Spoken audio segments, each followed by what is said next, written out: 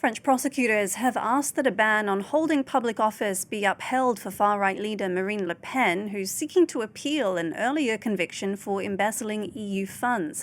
A lower court last year sentenced Le Pen, a three-time presidential candidate, to 4 years in jail, including 2 suspended, and banned her from running for office for 5 years in the case, throwing her 2027 presidential run into jeopardy. Well, to get more on this, we can cross to France 24's Claire Paccalin, who's been following proceedings for us. Claire, tell us what's the latest in the courtroom.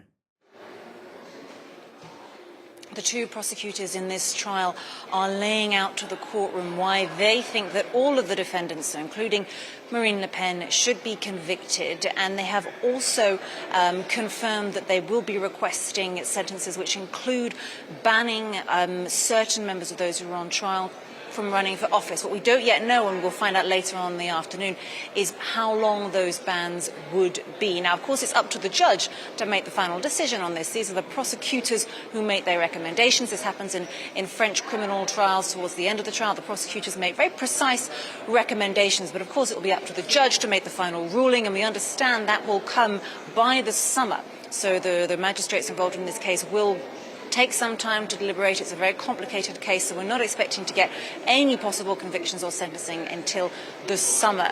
Now, it is worth noting, though, that in the courtroom, the prosecutors have already laid into Marine Le Pen and her party, criticising what they said from the word go. The party made this police investigation right from the word go political. They made it political, and that they, by doing so, discredited the judicial system. One of the prosecutors saying that it is the judges who are the guardians of the law, and elected officials should not see themselves as all-powerful. That's bad for democracy.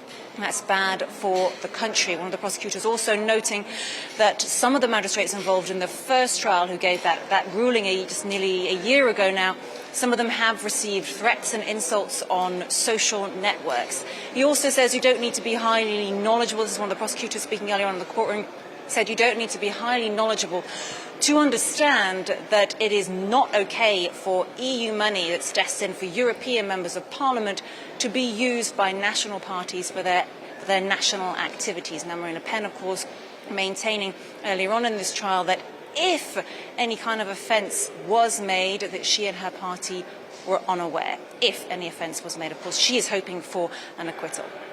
And so, Claire, if Marine Le Pen can't run in 2027, what are the options for her party?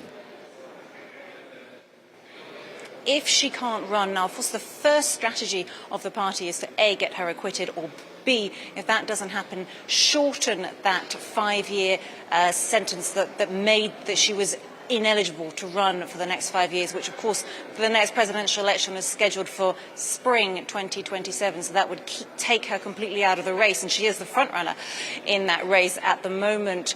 But if that doesn't happen and Marine Le Pen cannot run in next year's presidential election, well, a year ago, that ruling really took the party by surprise. But they've had a little under a year now to reorganise themselves, and they will be looking to Jordan Bardella, so Marine Le Pen's protege, 29 years old, a TikTok star, has become a very popular politician here in France. But of course, he was not preparing himself to be president. He was preparing himself to be Prime Minister. Now, Marine Le Pen, speaking a little earlier to a cluster of journalists in the courtroom just before the proceedings began, said that she believes in miracles, but the cards are not in her hands this time. All right, Claire, thank you very much.